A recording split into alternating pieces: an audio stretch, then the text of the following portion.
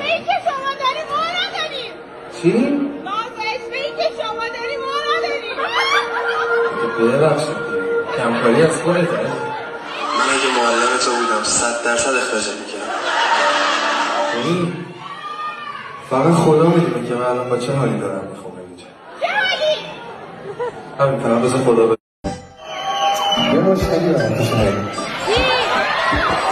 بیشتر میکنه اصلا هم داره میاد نمیدونم چرا دوتاشو با هم بزنه اسکرین شات کنه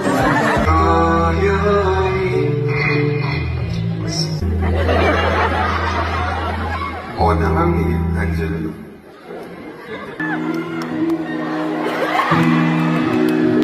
دوستش این گرفتم دوست داری گرفتم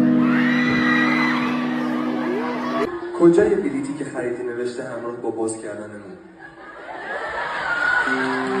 چرا دست از سر کچل رو من کنسرت اول بود پارسال همین روز یه نفر گفت موهاتو باز کن من باز کردم برای 7 گوش کن باز کردم الان 1 سال هر شهری میرم موهاتو باز کن موهاتو اون چرا آخه اصلا باید موهاتو باز کن دلیلی نداره